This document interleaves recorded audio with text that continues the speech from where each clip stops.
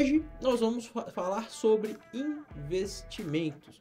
Muitas das pessoas que acompanham nós aí através das redes sociais reclamam: eu solicitei um investimento para comprar X ferramenta, não aprovaram. Eu solicitei um investimento para fazer reforma em X máquina, não aprovaram. Eu solicitei um investimento para comprar X sistema, não aprovaram.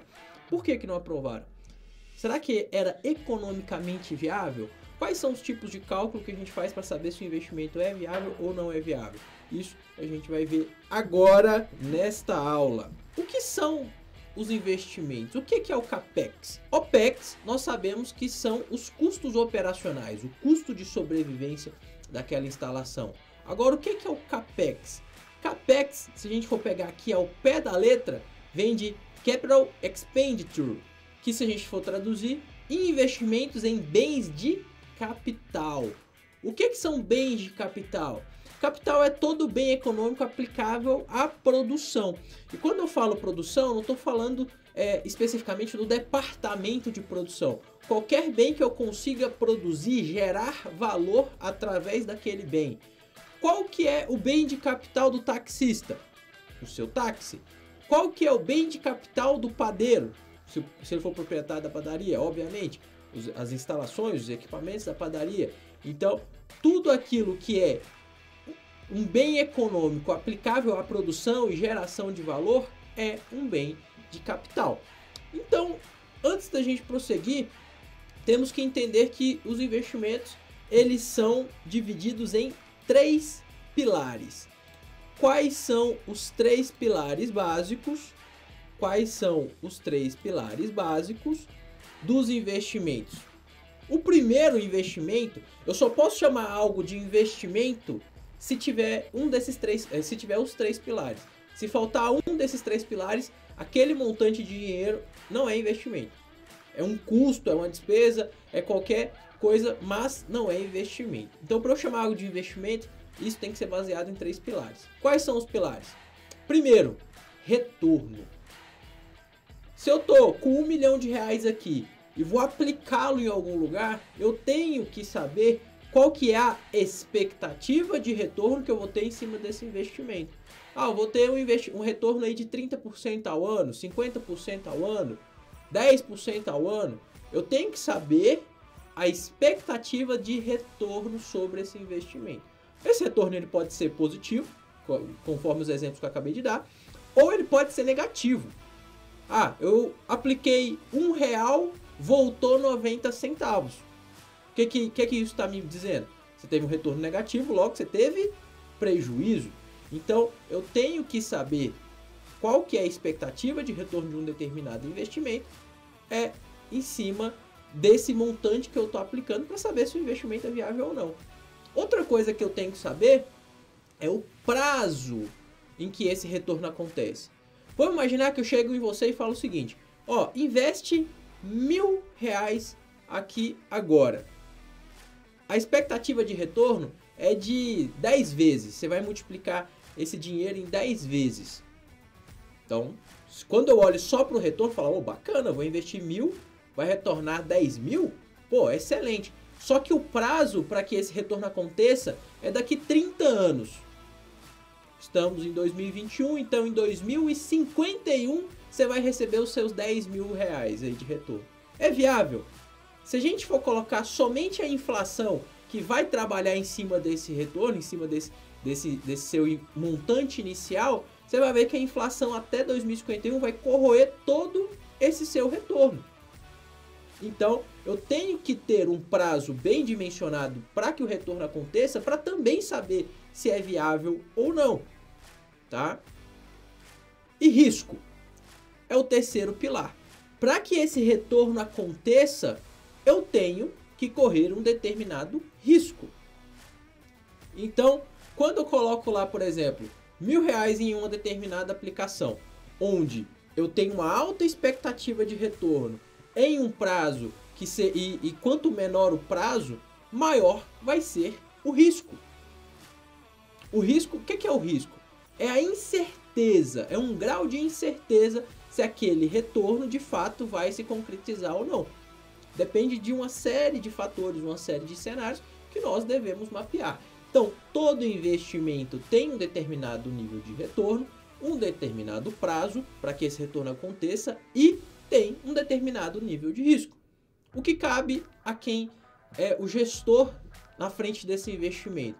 Cabe balizar se o retorno é atrativo, cabe balizar se o prazo é viável e se o risco ele é gerenciável.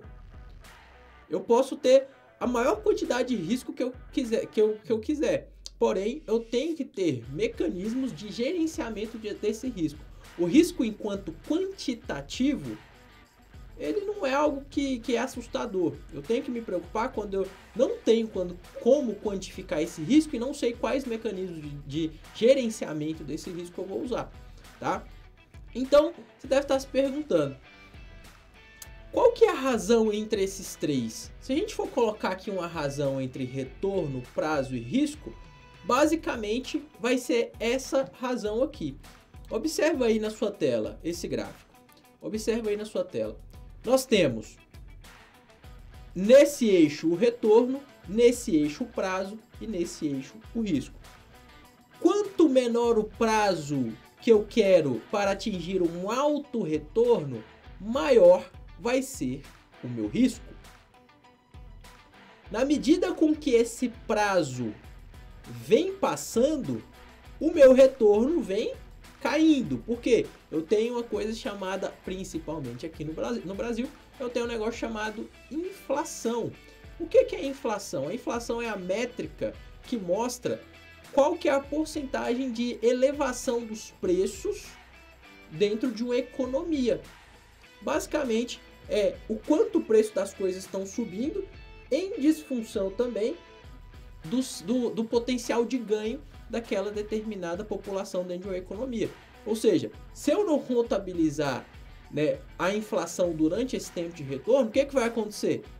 O meu retorno potencial ele vai ser cada vez menor, o que faz com que eu também acabe tendo um alto risco. Porque o que eu estou querendo com o investimento? Que ele tenha retorno. Então, eu tenho aqui três possíveis situações. A primeira, situação A.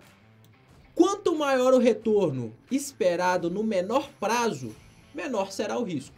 Maior será o risco, perdão. Quanto maior o retorno que eu esperar dentro de um menor prazo, maior será o risco. A segunda situação. Quanto maior o prazo, menor será o risco e o retorno. Quanto maior o prazo, menor será o risco e o retorno. Então, eu consigo diminuir o risco daquele investimento trabalhando no longo prazo, porém eu tenho também que esperar que o retorno será menor nesse período. Terceira situação, existe um ponto ótimo entre retorno, risco e prazo. Opa, então todo e qualquer investimento vai ter um ponto ótimo viável entre o retorno desse investimento, o risco e o prazo.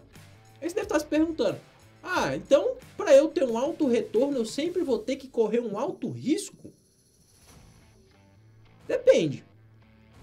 Tem um mecanismo que reduz esse risco, faz com que você tenha altos retornos e que você tenha um risco ótimo, um risco que é aceitável de se correr. É o planejamento. O planejamento, grava essa frase, o planejamento ele minimiza os riscos, otimiza os prazos e aumenta os retornos financeiros.